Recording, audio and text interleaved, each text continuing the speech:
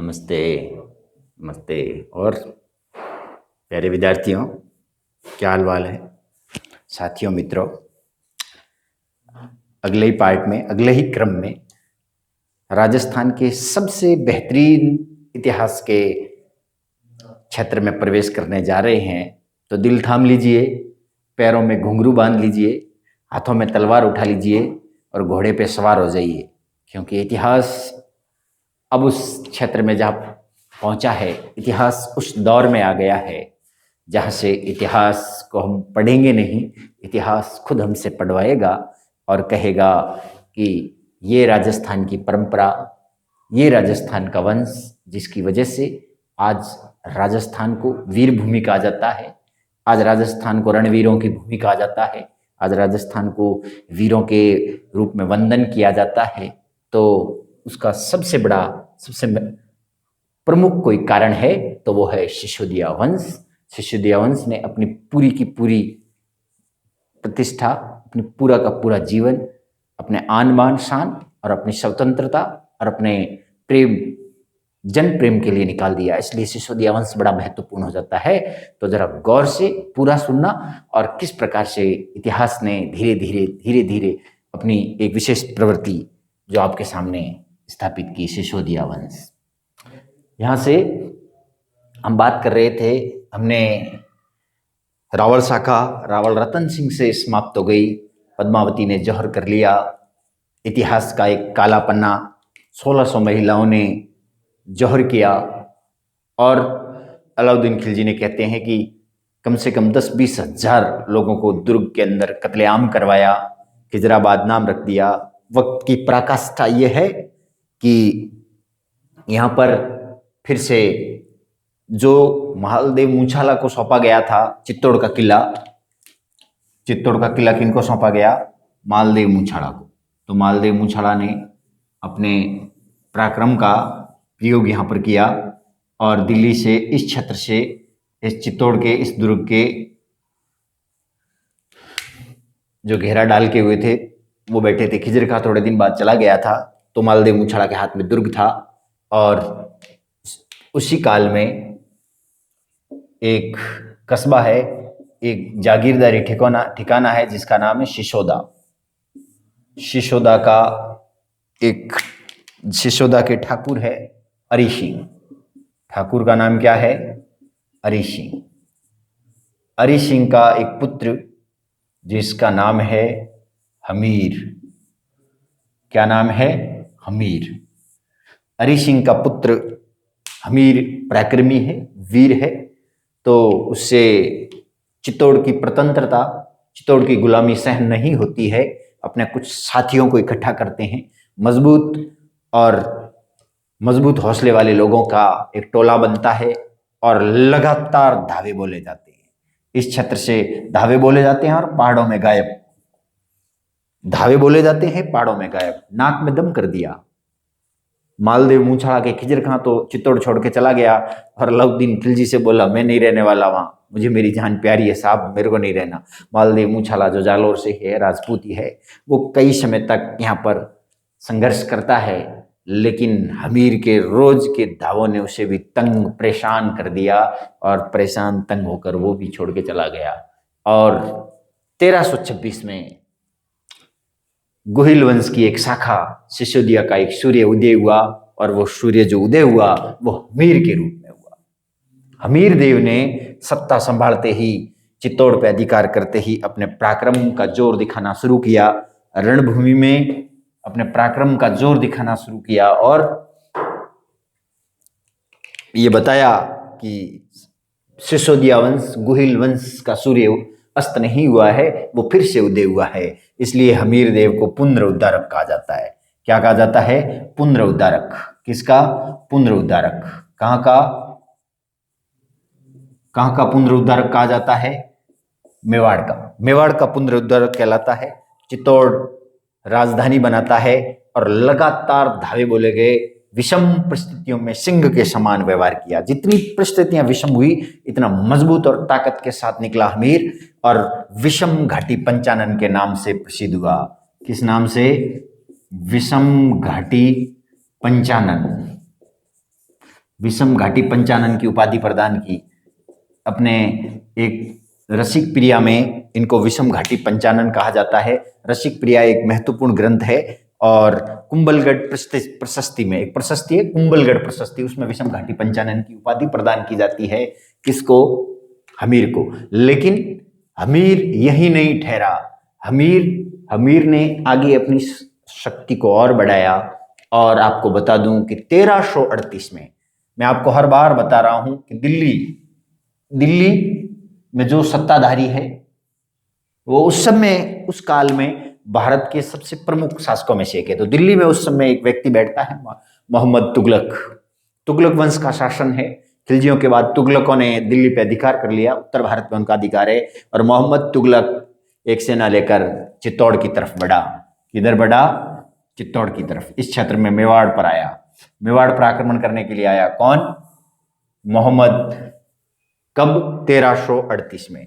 1338 में अमीर ने, 1338 में मोहम्मद तुगलक ने, किसने? मोहम्मद तुगलक ने,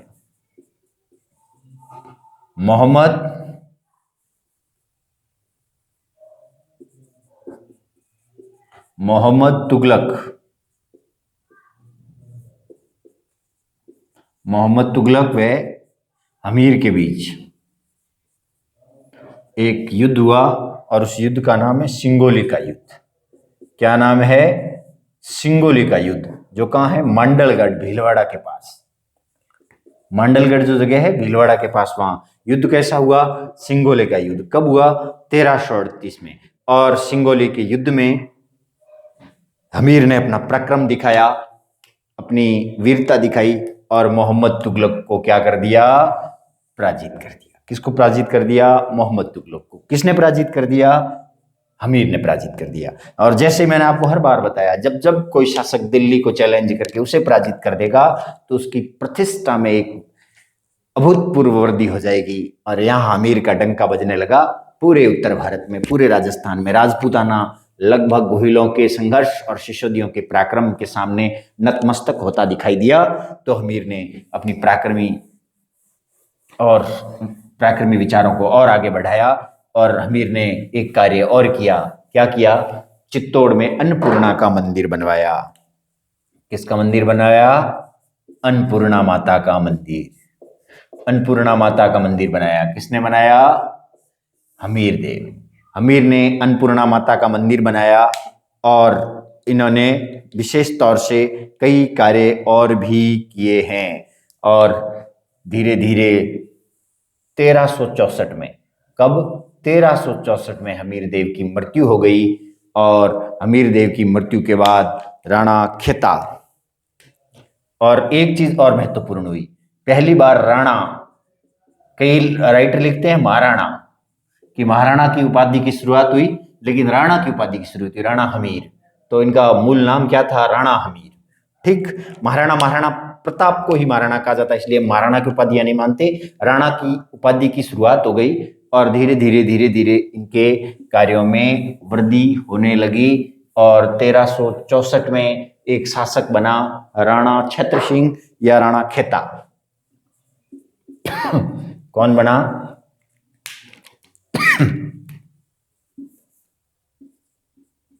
राणा खेता, या आप ये कह सकते हैं छत्र सिंह। और ये शासक कब बने? 1364 से 1382। महत्वपूर्ण शासक नहीं है राणा छत्र सिंह, राणा खेता, लेकिन इनके काल में दिलावर खां गोरी को पराजित किया गया। दिलावर खां गोरी ने इन पर आक्रमण किया और दिलावर खां गोरी पराजित होके लौट गया। और एक नया व्यक्ति सत्ता में आया और जिन्हें हम कहते हैं राणा लाखा। क्या कहते हैं? राणा लाखा महत्वपूर्ण है। खेता से हमारे परीक्षा की दृष्टि से कोई चीज महत्वपूर्ण आने वाली नहीं है, इसलिए अपना समय बर्बाद नहीं करेंगे और हम पहुंचेंगे राणा लाखा तक। क्या किया राणा लाखा ने? कैसे सत्ता को मजबूती प्रदान की राणा लाखा ने? 1382 से 1421 तक राणा लाखा 1382 से 1421 के मध्य राणा लाखा सत्ताधारी शासक हुए। राणा लाखा इसलिए कहलाते हैं कि लखपति थे। क्या थे? राणा लाखा लखपति थे। राणा लाखा के काल में एक महत्वपूर्ण खान की खोज हुई और वो खान की खोज थी जावर। कौन सी खोज? जावर की खान। कैसी खान है ये? चांदी, सीसा और जस्ता, ये तीन मुख्य धातु मिलते हैं। और आपको बता दूं, तीनों धातुओं में राजस्थान नंबर 1 पे है, सर्वाधिक उत्पादन करता है तीनों धातुओं का। दो बड़े महत्वपूर्ण स्थल है, चंदेरिया चित्तौड़ और देबारी उदयपुर, जहां से इनका वर्जन होता है और शुद्ध होकर ये पूरे भारत में निर्यात की जाती है। तो ये जावर की खान, जिसमें मुख्य उसमें चांदी का प्रयोग किया, और राणा लाखा महत्वपूर्ण व्यक्ति बन गए। राणा लाखा के काल में एक बंजारा आया जिसे पिच्छू, जिस बंजारा का नाम था पिच्छू बंजारा। क्या नाम था? पिच्छू बंजारा, या आप कह सकते हो छितर। पिच्छू बंजारा या छित्र पिच्छू बंजारा या छित्र, जिसने एक झील बनाई। कौन सी झील? पिच्छू बंजारा या छित्र, जिसका नाम है पिछोला। क्या नाम है? पिछोला झील। पिछोला झील का निर्माण करवाया। बड़ी महत्वपूर्ण झील है, राणा लाखा के काल में बनी। इस झील के किनारे एक बहुत प्रसिद्ध प्रश्न आजकल पूछा जाता रहा है, गलकी बाई नटनी का चबूतरा। क्या है? गलकी बाई नटनी का चबूतरा। क्या है? गलकी बाई नटनी का चबूतरा। कहाँ है? पिछोला झील के किनारे। पिछोला झील कहाँ है? उदयपुर में। कहाँ पर है? उदयपुर में। ध्यान दे इस बात पे, उदयपुर में पिछोला झील है। गलकी बाई नटनी का चबूतरा उस पर बना हुआ है। पिछोला झील बड़ी महत्वपूर्ण झील है।